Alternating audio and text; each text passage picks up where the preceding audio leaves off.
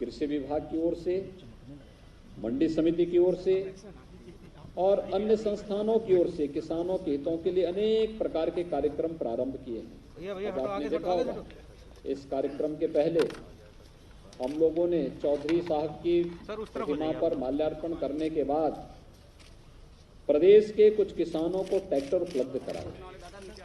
आप कल्पना करिए, कभी ट्रैक्टर एक कल्पना होती थी और आज सरकार ट्रैक्टर की चाबी किसान के हाथ पे दे करके उसे तकनीक के साथ जोड़ने के नए आह्वान के साथ कार्य कर रही है। दिख नहीं रहा इधर।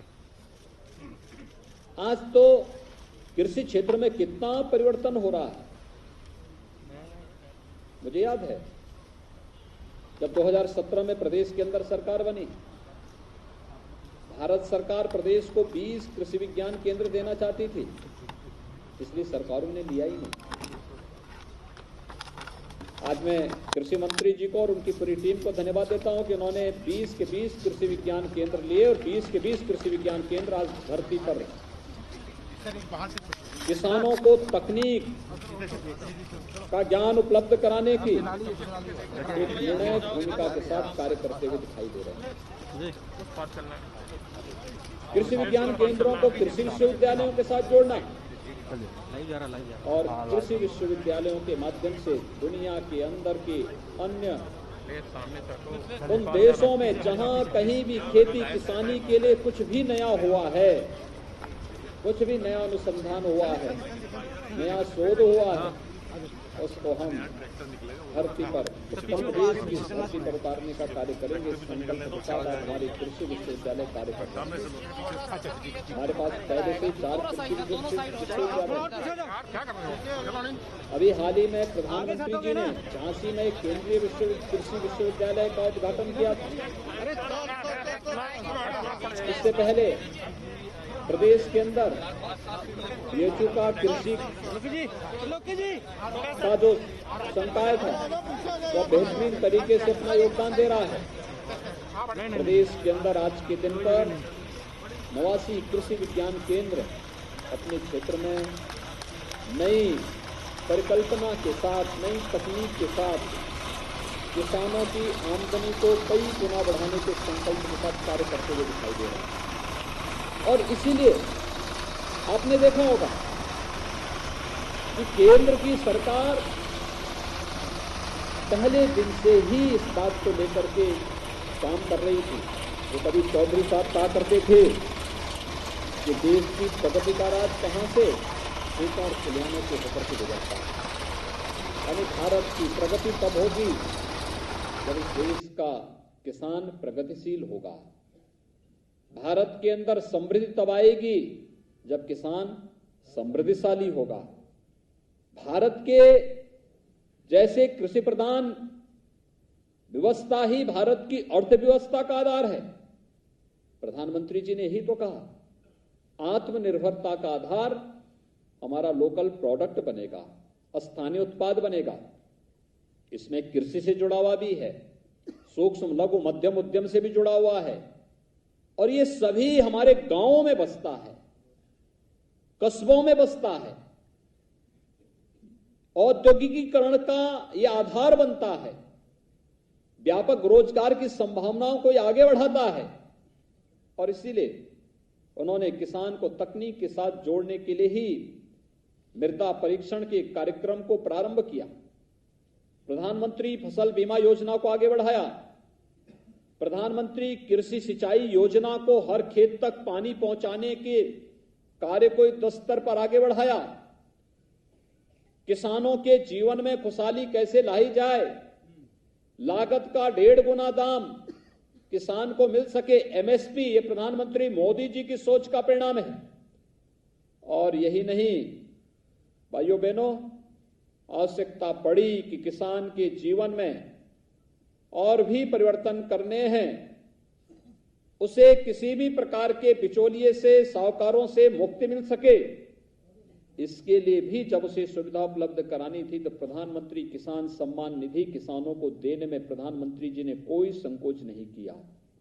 आप जानते हैं, किसान सम्मान निधि में एक बार में यानी साल में 6,000 रुपए हर किसान के खाते में देने की व्यवस्था, यानी हर 4 महीने में, इस साल में 3 बार 2-2 हजार रुपए की 3 किस्त किसान के खाते में जाएगी। 4 महीने में 1 बार 2,000 रुपए हर किसान के खाते में जाने की व्यवस्था। और एक बार में हर 4 महीने में जब किसान के खाते में 2,000 रुपए दिए जाते हैं तो एक बार में कितना खर्च होता है मालूम आपको? 18,000 करोड़ रुपए। 18,000 करोड़ रुपए हर चौथे महीने में प्रधानमंत्री जी के द्वारा सीधे किसानों के बैंक अकाउंट में, किसान के खाते में दिया जाता है, जिससे हमारा अन्नदाता किसान अपनी छोटी मोटी आवश्यकताओं के लिए, खाद के लिए, बीज के लिए, पेस्टिसाइड के लिए, या कभी अपनी किसी आवश्यकता के लिए उसे धन की आवश्यकता हो तो यह पैसा उसके लिए सहायक बन सके। यानी साल में, एक वर्ष में 54,000 करोड़ रुपए की राशि केवल प्रधानमंत्री मोदी जी की ओर से अन्नदाता किसानों के खाते में सीधे देने की व्यवस्था कोई करता है तो प्रधानमंत्री मोदी जी प्रधानमंत्री किसान सम्मान निधि के माध्यम से करते हैं। और भाई परसों 18,000 करोड़ रुपए प्रधानमंत्री मोदी जी आपके अकाउंट में फिर से भेजने वाले हैं। ये केवल इसलिए कि किसान के चेहरे पर खुशहाली लाई जा सके, उसके लिए समृद्धि का मार्ग खोला जा सके। और उसी तर्ज पर प्रदेश के अंदर हमारी सरकार ने भी ये कदम उठाए हैं, चाहे वह 36,000 करोड़ रुपए के किसान ऋण माफी के कार्यक्रम रहे हों, चाहे वह प्रदेश के अंदर लंबित सिंचाई की परियोजनाओं को समयबद्ध ढंग से आगे बढ़ाने का कार्यक्रम रहा हो, और चाहे प्रदेश के अंदर प्रोक्योरमेंट की इस पॉलिसी को, जिसके अंतर्गत हम हर किसान की उपज को खरीदने का कार्य करेंगे, क्रय केंद्र स्थापित करके इस कार्यक्रम को आगे बढ़ाएंगे, इस कार्यक्रम को तेजी के साथ आगे बढ़ाने का कार्य हो, या फिर कोरोना कालखंड में भी चीनी मिलों को चलाने का 119 चीनी मिलें हमने कोरोना कालखंड के अंदर चलाई। और पिछले 3-3.5 वर्ष के अंदर अगर आप गन्ना किसानों के गन्ना मूल्य का भुगतान की बात देखेंगे तो भाइयों बहनों 1,12,000 करोड़ रुपए के गन्ना मूल्य का भुगतान गन्ना किसानों को करने का कार्य भी हमारी सरकार ने किया। 1,12,000 करोड़, देश के अंदर कई राज्यों का वार्षिक बजट नहीं जितना हमारे गन्ना किसानों के खाते में सीधे गन्ना विभाग के द्वारा उपलब्ध कराया गया।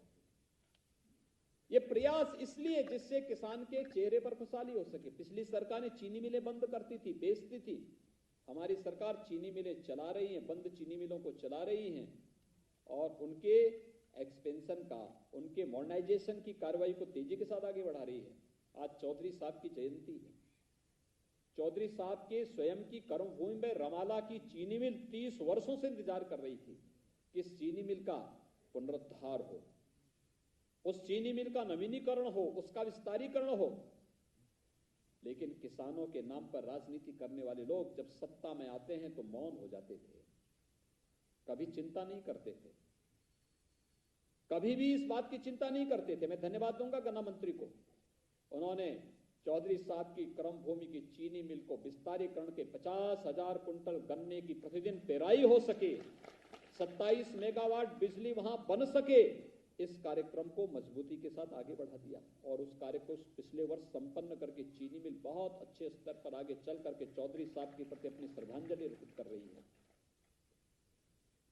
ये सभी कार्य इसलिए कि प्रदेश के किसानों के चेहरे पर खुशहाली कैसी लाई जा सकती है, खेती से, किसानी से, बागवानी से, या फिर पशुपालन से, मत्स्य पालन से, जिससे भी हो सके उस प्रकार का एक प्रयास केंद्र और प्रदेश सरकार के द्वारा जो निरंतर आगे बढ़ाया गया है, उसी क्रम का हिस्सा है, उसी का ये कार्यक्रम, एक सम्मान दिवस उसी का हिस्सा है। हर हाल में किसान के चेहरे पर खुशहाली लाना। और भाइयों बहनों, किसान के चेहरे पर खुशहाली लाने के लिए ही आज कृषि क्षेत्र में तेजी के साथ सुधार के लिए प्रधानमंत्री जी के प्रयास से, उनके मार्गदर्शन से केंद्र सरकार ने 3 कृषि कानूनों में भी व्यापक सुधार किए, लेकिन जिन्हें किसान की प्रगति अच्छी नहीं लगती,